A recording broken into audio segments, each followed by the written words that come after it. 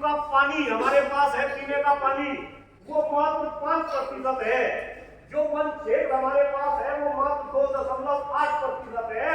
लेकिन पूरे विश्व की जनसंख्या हमारे पास कितने प्रतिशत है? कोई बच्चा बताएगा? जो बड़े बच्चे हैं, नहीं बेटा, वो है बेटा लगभग 20%।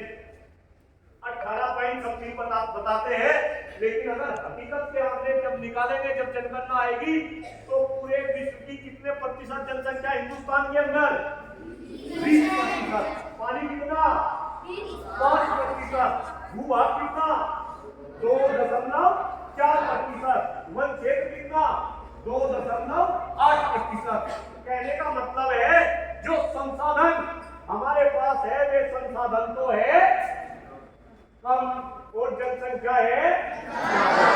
और बच्चों एक आंकड़ा, ये मैं नहीं बोल रहा, ये आंकड़े बोल रहे, एक आंकड़े के अनुसार जितने संसाधन हमारे पास है उसके अनुसार हमारे देश की जनसंख्या मैक्सिमम होनी चाहिए थी 20 करोड़। कितनी होनी चाहिए थी?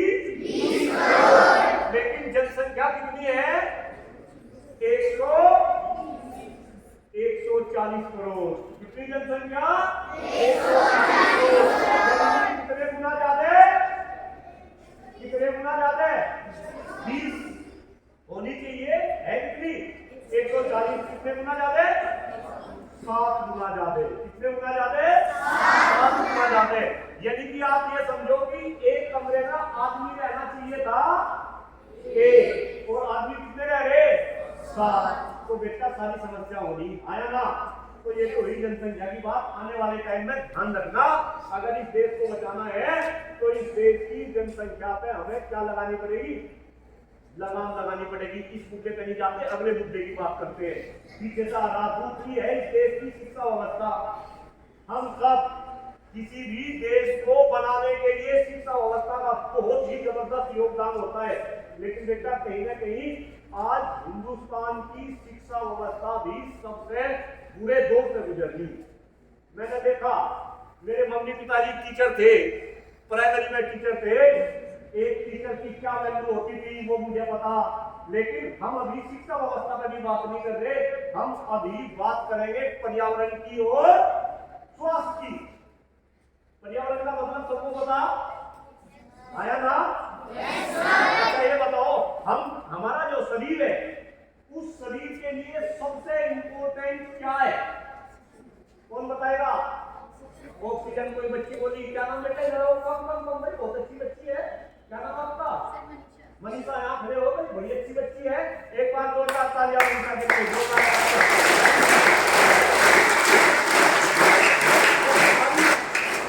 हमारे शरीर के लिए जो हम शरीर में इनहेल करते हैं, शरीर में अंदर ले जाते हैं ताकि हम जीवित रह सके, सबसे इंपॉर्टेंट क्या? आज हमारे देश की ऑक्सीजन पूरे विश्व के अंदर सबसे खराब ऑक्सीजन है, सबसे क्वालिटी। आप अगर गूगल बाबा सब यूज करते हैं ना? करते हैं गूगल बाबा, ये बड़े बच्चे यूज करते होंगे। आज गूगल बाबा के ऊपर सर्च करके देखना कि दुनिया के सबसे 10 प्रदूषित शहर कौन से हैं। दुनिया के 10 सबसे प्रदूषित शहर कौन से हैं? मेरे बच्चों आपको पता चलेगा कि जो 10 सबसे प्रदूषित शहर है उनमें से 7 शहर हिंदुस्तान के हैं मेरे बच्चे। और उसमें से भी सबसे पहला नंबर आपके पास में ही गाजियाबाद का है।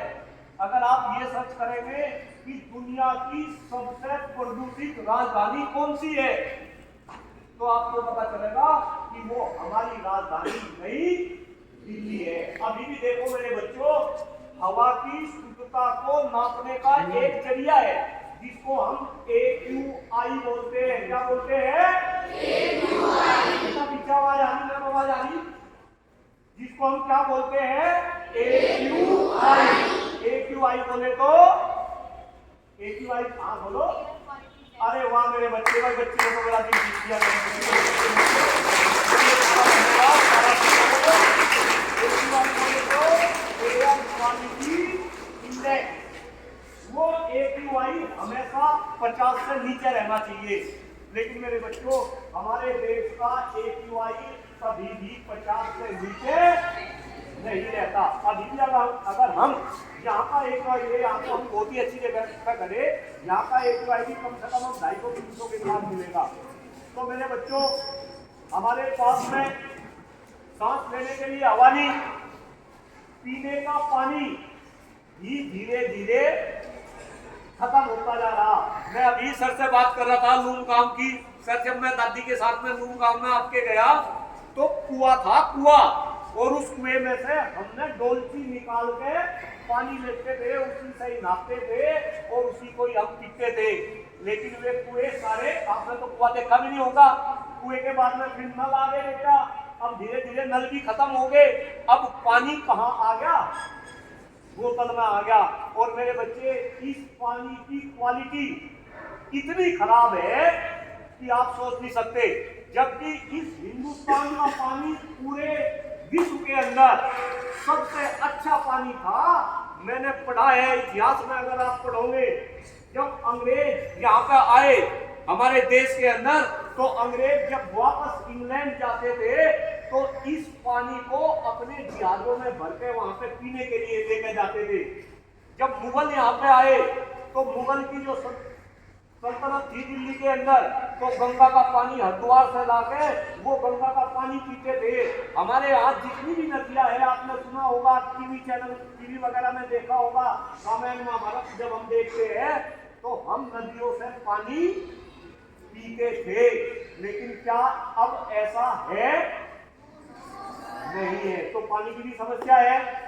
तो सबसे इंपॉर्टेंट हवा शरीर के लिए, फिर उससे इंपॉर्टेंट पानी। ना शुद्ध हवा है, ना शुद्ध पानी है। और बेटा, जो हम खाते हैं, जो हम खाना खाते हैं, वो खाना भी कहीं ना कहीं हम अशुद्ध खाते हैं।